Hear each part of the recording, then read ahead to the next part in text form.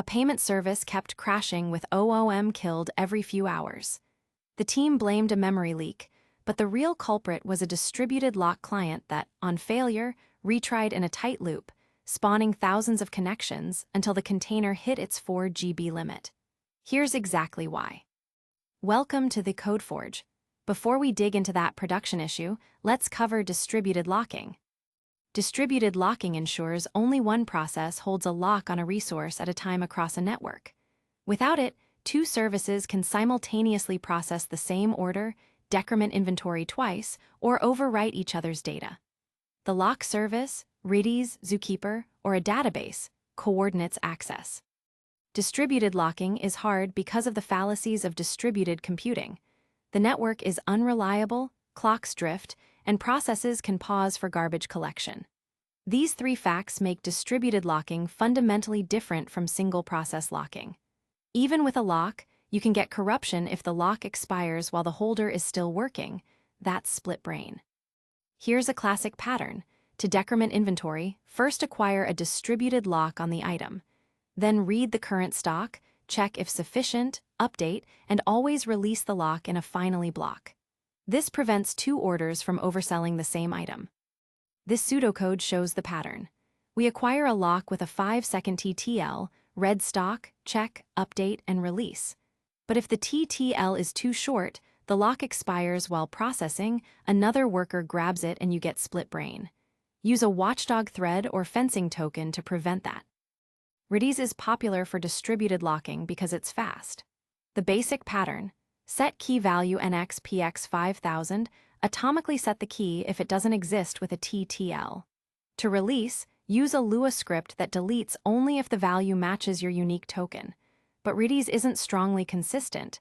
If the master goes down before replication, the lock is lost. Here's a Python Redis lock class. The acquire method uses set NXPX atomically.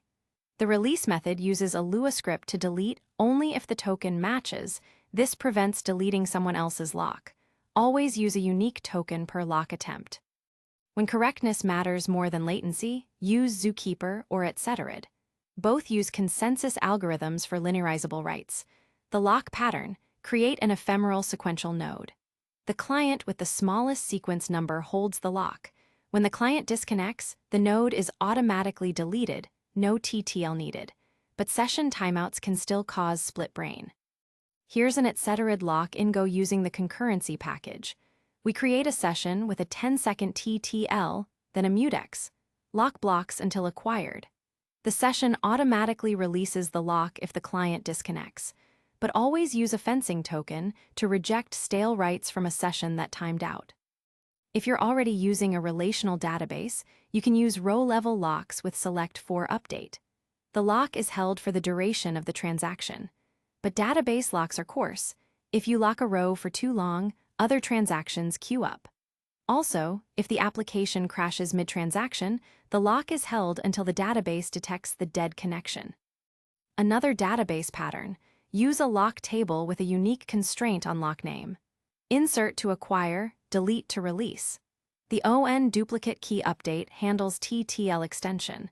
But this doesn't handle crashes. You need a background job to clean up stale locks. Distributed locking is a hammer, but not every problem is a nail. Sometimes you can avoid locks entirely by using idempotent operations or optimistic concurrency. For example, instead of locking an inventory row, use an atomic decrement. Update inventory set stock equals stock 1 where stock 0. If the update affects 0 rows, you know stock was insufficient.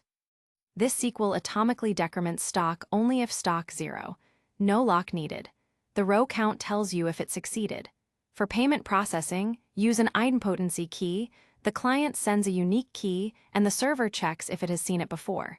This eliminates the need for locks. This is the same issue we highlighted at the start. Here's exactly why that happened. A payment processing service used a Redis-based lock client. On lock acquisition failure, it retried in a tight loop, creating thousands of connections.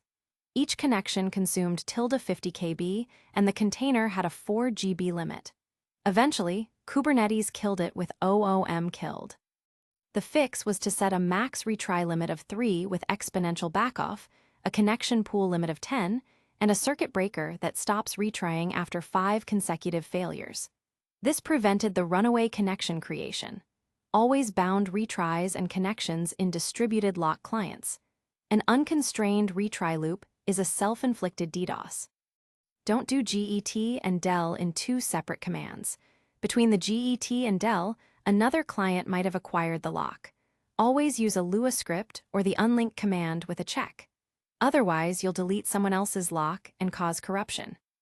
Always use a fencing token with ZooKeeper etc. locks. The token is a monotonically increasing integer from the lock service. Pass it to the resource.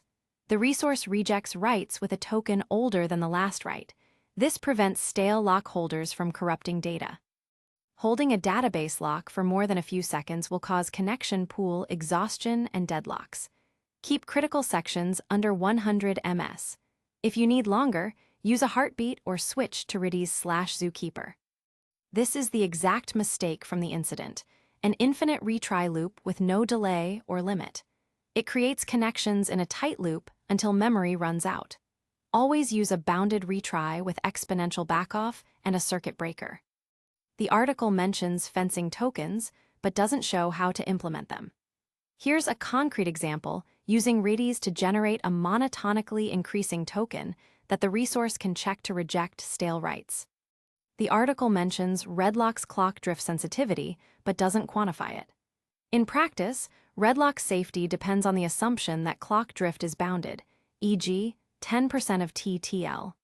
If NTP sync is poor, add a safety margin of 2-3x the expected drift to the TTL to reduce split brain risk.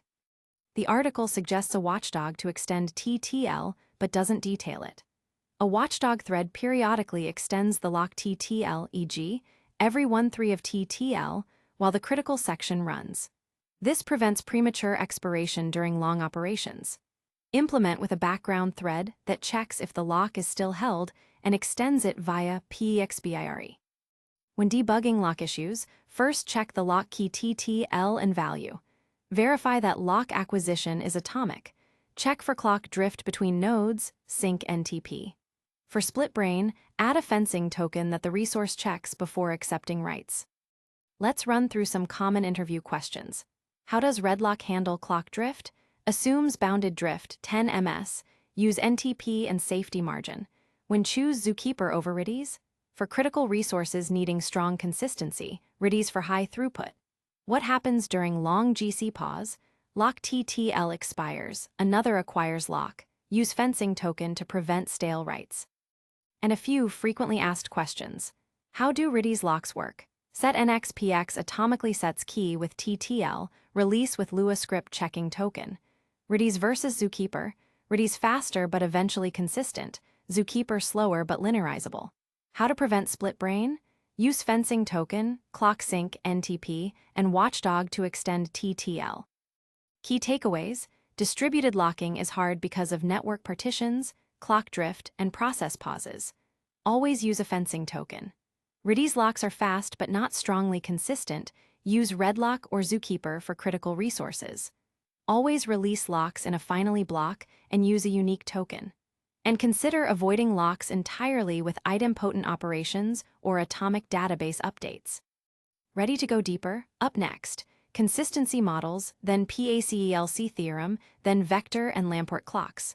Find them all at TheCodeForge.io. Thanks for watching. The full article and code examples are covered in detail at TheCodeForge.io.